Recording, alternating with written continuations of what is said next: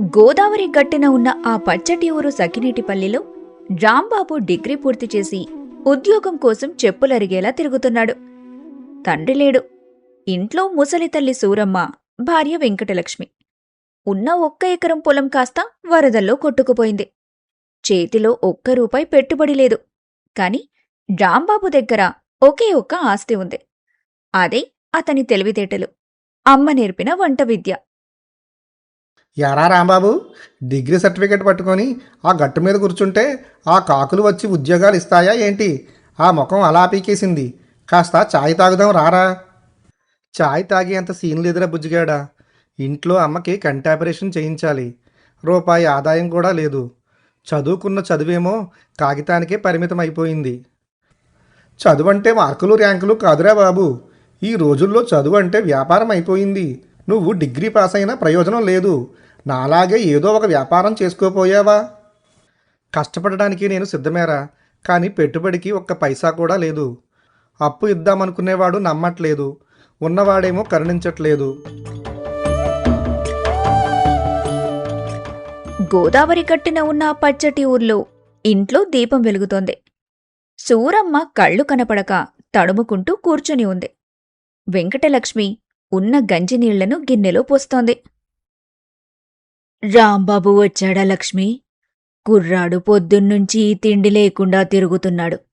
నా కళ్ళు పోయినా పర్లేదు కాని నా కొడుకు చదువు వృధా అయిపోతుంటేనే గుండె తరుక్కుపోతోంది. అత్తేగారు, ఆయన ఎక్కడా ఆధైర్యపడలేదు. మన కష్టం ఎన్నాళ్ళుంటుంది చెప్పండి? కష్టపడి సంపాదించిన ప్రతి రూపాయికి విలువుంటుంది.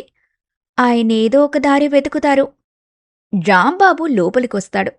భార్య మాటలు వింటాడు. అవునమ్మా, లక్ష్మి చెప్పింది నిజం. మనం ఎవరి దగ్గర చెయ్యి చాచకూడదు. రూపాయి పెట్టుబడి లేకుండా వ్యాపారం ఎలా చెయ్యాలో నాకు తెలుసు. రేపటి నుండి చూడండి, మన రాత మారుతుంది. అతనిలో కొత్త ఆత్మవిశ్వాసం చిగురుస్తుంది.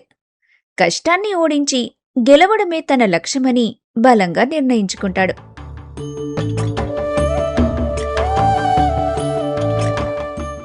మరుసటి రోజు ఊరి రచ్చబండ దగ్గర ఊరి ప్రెసిడెంట్ సత్యరాజు కుర్చీలో కూర్చొని ఉంటాడు. పక్కన సుబ్బారాజు నిలబడి విసనకర్రతో విసురుతుంటాడు. అప్పుడే రాంబాబు అక్కడికొస్తాడు. ఏంట్రా సుబ్బరాజు, డిగ్రీ బాబు గారు ఇటువైపు వచ్చారు. ఉద్యోగం ఏమన్నా ఊడిపడిందా ఏంటి?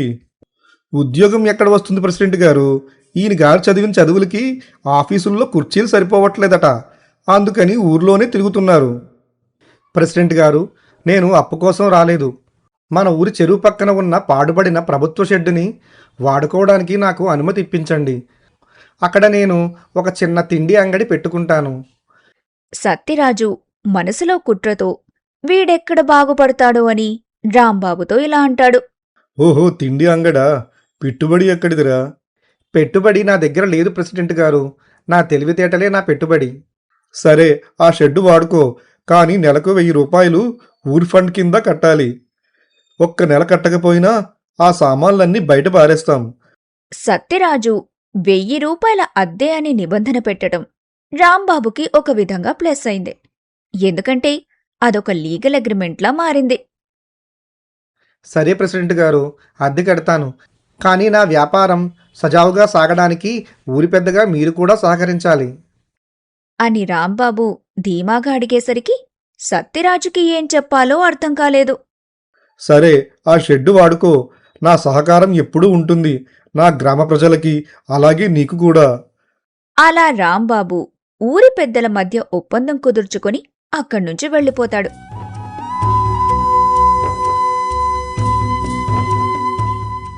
రాంబాబు దగ్గర పైసా లేదు. అయినా తర్వాత రోజు రాంబాబు ఊరిలో ఉన్న కోళ్ల ఫారాలు, కూరగాయల మార్కెట్కి వెళ్తాడు. మార్కెట్ వ్యాపారులతో ఇలా అంటాడు. నా దగ్గర ఇప్పుడు డబ్బులు లేవు, కానీ నేను ఒక కొత్త రకం బిర్యానీ వండుతున్నాను. సాయంత్రానికి నా బిర్యానీ అమ్ముడైపోతుంది. అప్పుడు మీ డబ్బులు మీకు లాభంతో సహా ఇస్తాను. నమ్మకం ఉంటేనే సరుకులు ఇవ్వండి. రాంబాబు మాట్లాడిన తీరు, అతని చదువు, నిజాయితీ చూసి వాళ్లు సరుకులిస్తారు. భార్య వెంకటలక్ష్మి ఇంట్లో ఉన్న కొన్ని మసాలా దినుసులు ఇస్తుంది. రాంబాబు గోదావరి స్టైల్ కట్టెల పొయ్యి దమ్ బిర్యానీ తయారు చేస్తాడు. దానికి పేదవాడి బిర్యానీ అని పేరు పెడతాడు. సాయంత్రం కాగానే బుజ్జిగాడు ఊరంతా చాటింపు వేస్తాడు. ఓహోయ్ రండి బాబు రండి, మన రాంబాబు డిగ్రీ చదివి చేసిన పేదవాడి బిర్యానీ, ధర తక్కువ రుచి ఎక్కువ, తింటే అసలు వదిలిపెట్టరు. మొదటి రోజు రుచి చూసిన వాళ్లంతా ఫిదా అయిపోతారు. కేవలం 2 గంటల్లో బిర్యానీ మొత్తం అయిపోతుంది. మొదటి రోజు రాంబాబు బిర్యానీ తిన్నవాళ్లు ఆ రుచికి అడిక్ట్ అయిపోయారు. కట్టెల పొయ్యి మీద చేసిన బిర్యానీ వాసన ఊరంతా వ్యాపించింది. కేవలం వ్యాపారమే కాదు, రాంబాబు అందరితో మాట్లాడే తీరులో ఉన్న మర్యాద, నిజాయితీ చూసి జనం అతన్ని ఒక వ్యాపారిలా కాకుండా మనవాడిలా చూడటం మొదలుపెట్టారు. ఆ నమ్మకమే అతనికి మార్కెట్లో క్రెడిబిలిటీ తెచ్చిపెట్టింది.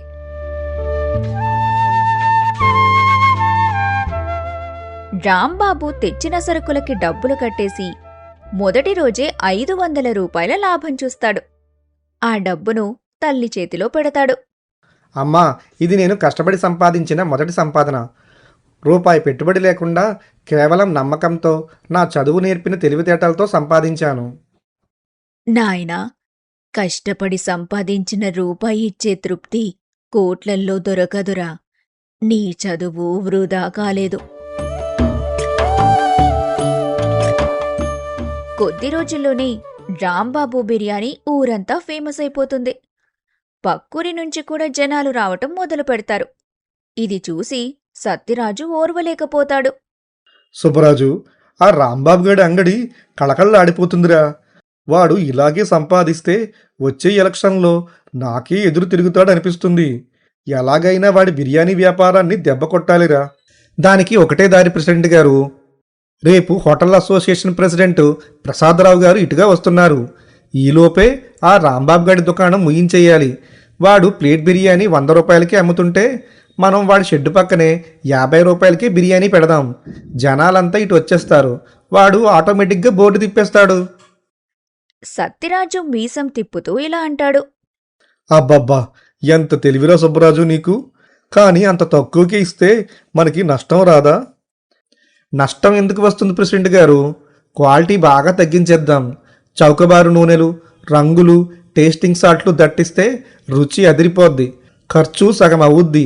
జనాలు రేటు చూసి మన దగ్గరికే వస్తారు. వాడి వ్యాపారం దెబ్బతినడం ఖాయం. మరుసటి రోజు రచ్చబండ దగ్గర సత్యరాజు మనుషులు రాంబాబు షెడ్డు పక్కనే పెద్ద బ్యానర్ కట్టి సగం ధరకే బిర్యానీ అమ్మటం మొదలు పెడతారు. ఊరి జనాలు రేటు తక్కువని సత్యరాజు అంగడి ముందు క్యూ కడతారు. రాంబాబు అంగడి ఖాళీగా ఉంటుంది. బుజ్జిగాడు కంగారుగా వస్తాడు. ఎరా రాంబాబు, వీళ్ళ వెటకారం కోల్చా. మన పక్కనే సగం ధరకి షాప్ పెట్టారు. జనాలంతా అక్కడికే వెళ్ళిపోతున్నారు. నువ్వు కూడా రేటు తగ్గించకపోతే మన పప్పులు ఉడకవరా బాబు. రాంబాబు నవ్వుతూ ప్రశాంతంగా ఇలా అంటాడు. కంగారు పడక బుజ్జిగాడా. వ్యాపారంలో ధర ముఖ్యం కాదు, నాణ్యత ముఖ్యం.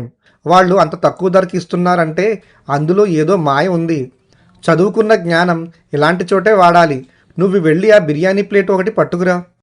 రచ్చబండ దగ్గర సత్యరాజు మనుషులు పెట్టిన బిర్యానీని ఒక ప్లేట్ కొని రాంబాబుకి తెచ్చిస్తాడు. ఆ బిర్యానీని రాంబాబు నిశితంగా పరిశీలిస్తాడు. అందులో వాడిన ఆర్టిఫిషియల్ రంగులు, కెమికల్స్ గమనిస్తాడు. డిగ్రీలో తను చదివిన సైన్స్ నాలెడ్జ్ని ఉపయోగిస్తాడు. సత్యరాజు మనుషులు తక్కువ రేటుకు కల్తీ బిర్యానీ పెడుతున్నప్పుడు రాంబాబు భయపడలేదు. రేటు తగ్గించి నాణ్యతను చంపడం వ్యాపారం కాదు, అది ద్రోహమని రాంబాబు గ్రహించాడు. అందుకే జనాన్ని కన్విన్స్ చేయటానికి కేవలం అరిస్తే సరిపోదని, సైంటిఫిక్గా నిరూపించడానికి కావాల్సిన టెస్టింగ్ కిట్ సిద్ధం చేసుకుని ప్రసాదరావు గారి రాక కోసం ఎదురుచూశాడు. ఆ రోజు సాయంత్రం హోటల్ అసోసియేషన్ ప్రెసిడెంట్ ప్రసాదరావు గారు ఊరికొస్తారు. సత్యరాజు, సుబ్బరాజు ప్రసాదరావు గారికి స్వాగతం పలుకుతారు. రండి ప్రసాదరావు గారు, మా ఊరిలోనే అతి తక్కువ ధరకి అద్భుతమైన బిర్యానీని మేము ఇస్తున్నాం. ఒక్కసారి రుచి చూడండి. ఆ పక్కన రాంబాబు అనేవాడు రేటు ఎక్కువ పెట్టి జనాన్ని దోచేస్తున్నాడు. అక్కడికి రాంబాబు బుజ్జిగాడు వస్తారు. రాంబాబు చేతిలో కొన్ని కాగితాలు, ఒక నిమ్మకాయ, చిన్న కెమికల్ టెస్టింగ్ కిట్ ఉంటాయి. ప్రసాదరావు గారు నమస్కారం. మీరు హోటల్ అసోసియేషన్ ప్రెసిడెంట్. ఆహారంలో నాణ్యత ఎంత ముఖ్యమో మీకు తెలుసు. ప్రెసిడెంట్ గారు 50 రూపాయలకి బిర్యానీ ఇస్తున్నారు సరే, కానీ అది తింటే జనాలు హాస్పిటల్ పాలవుతారు. అది విని సుబ్బరాజు వెటకారంగా ఇలా అంటాడు. ఓహో, డిగ్రీ బాబు గారికి అసూయి పుట్టుకొచ్చేసింది. మా బిర్యానీ రుచి బాగుంటే తట్టుకోలేకపోతున్నాడు. రుచి కాదు సుబ్బరాజు, ఆరోగ్యం ముఖ్యం. ప్రసాదరావు గారు, వీళ్ళ బిర్యానీకి ముదురు రంగు రావడం కోసం లాభాల కోసం నిషేధించబడిన కెమికల్ కలర్స్, టేస్టింగ్ సాల్ట్ వాడుతున్నారు. నేను చదువుకున్న చదువు సాక్షిగా ఇదిగో ఇప్పుడే అందరి ముందు నిరూపిస్తాను. రాంబాబు సత్యరాజు బిర్యానీ శాంపుల్ తీసుకుని అందరి ముందు చిన్న టెస్ట్ చేసి చూపిస్తాడు. ఆ బిర్యానీ రంగు పూర్తిగా మారిపోతుంది. చూసారా ప్రసాదరావు గారు, అసలైన చదువు అంటే సర్టిఫికెట్ కాదు, కల్తీని గుర్తించే తెలివి. వీళ్ళు రేటు తగ్గించి జనం ప్రాణాలతో వ్యాపారం చేస్తున్నారు. నేను రూపాయి పెట్టుబడి కూడా లేకుండా నాణ్యమైన సొంత మసాలాలతో కట్టెల పొయ్యి మీద వండుతున్నాను. నా బిర్యానీ రేటు 100 రూపాయలు. అయినా అది తింటే ఆరోగ్యం పాడవదు, అమృతంలా ఉంటుంది. ప్రసాదరావు గారు రాంబాబు తెలివికి, ఆ ప్రయోగానికి ఆశ్చర్యపోతారు. వెంటనే సత్యరాజు బిర్యానీ తింటున్న జనాలకి తినొద్దని చెప్తారు. సత్యరాజా, ఎంత నీచమైన వ్యాపారం ఇది! లాభాల కోసం జనం కడుపులు కొడతారా? కేవలం పోటీ తట్టుకోలేక కల్తీ వ్యాపారం చేస్తారా? రాంబాబు చేసిన ఈ టెస్టులు చాలు మీ షాపు సీజ్ చేయించడానికి. సత్యరాజు సుబ్బరాజు ముఖాలు మాడిపోతాయి. జనాలు కూడా సత్యరాజుని తిడుతూ రాంబాబు అంగడి వైపుకి వచ్చేస్తారు. ప్రసాదరావు రాంబాబు భుజం తడతారు. రాంబాబు, కేవలం వంట చేయడం కాదు, వ్యాపారంలో వచ్చి ఇలాంటి కుట్రలని నీ చదువుతో, నీ తెలివితో ఎలా తిప్పికొట్టాలో చూపించావు. నీలాంటి నిజాయితీ గలవాడు, తెలివైనవాడు మా అసోసియేషన్కి చాలా అవసరం. నీ పేదవాడి బిర్యానీ బ్రాండ్ని మా హోటల్స్ అన్నింటిలో పార్ట్నర్షిప్ ఇచ్చి లాంచ్ చేస్తాను. నువ్వు రూపాయి పెట్టుబడి పెట్టక్కర్లేదు. నీ నాణ్యత, నీ నాలెడ్జే చాలు. చాలా కృతజ్ఞతలు సార్. మనం కష్టపడి సంపాదించే ప్రతి రూపాయి వెనుక నిజాయితీ ఉండాలి. అప్పుడే ఆ డబ్బు నిలుస్తుంది, కుటుంబానికి కూడా సంతోషాన్ని ఇస్తుంది. రాంబాబు గెలుపు కేవలం బిర్యానీ అమ్మడం వల్ల రాలేదు. కల్తీ లేని నాణ్యతని నిరూపించుకోవటం వల్ల వచ్చింది. సత్యరాజు వ్యాపారం మూతపడటంతో ఊరిలో రాంబాబు మీదున్న నమ్మకం రెట్టింపయ్యింది. ఆ రోజు సాయంత్రం ఇంటికి వెళ్లిన రాంబాబుని చూడగాని సూరమ్మ ఆనంద బాష్పాలతో, చదువంటే కేవలం ఉద్యోగం కాదురా, కష్టాన్ని గెలిచే శక్తి అని తన కొడుకుని దగ్గరికి తీసుకుంటుంది. కొన్ని రోజుల్లోనే రాంబాబు పెద్ద ఎత్తున సంపాదిస్తాడు. ఆ డబ్బుతో తల్లి సూరమ్మకి కంటి ఆపరేషన్ చేయించడంతో ఆమెకు చూపొస్తుంది. భార్య వెంకటలక్ష్మి ఆనందంతో కళ్లల్లో నీళ్లు తెచ్చుకుంటుంది. సత్యరాజు సుబ్బరాజు కల్తీ కేసులో తలదించుకొని తిరుగుతుంటారు. చూశారు కదా, ఎదుటివాడు కుట్రలతో మనల్ని దెబ్బతీయాలని చూసినా మన దగ్గర నిజాయితీ, కష్టపడే తత్వం మరియు చదువు ఇచ్చిన తెలివితేటలుంటే రూపాయి పెట్టుబడి లేకపోయినా విజయం మనల్ని వెతుక్కుంటూ వస్తుంది. కష్టపడి ధర్మంగా సంపాదించిన సొమ్ము ఎప్పటికీ వృధా పోదు. ఈ కథ మీకు నచ్చినట్టయితే లైక్ చేయండి, షేర్ చేయండి. మీ అమూల్యమైన అభిప్రాయాలను కామెంట్ రూపంలో తెలియచేయండి. మా ఛానల్ను సబ్స్క్రైబ్ చేసుకోండి. ఇలాంటి మరిన్ని మంచి కథలతో ప్రతివారం మీ ముందుకు వస్తాము.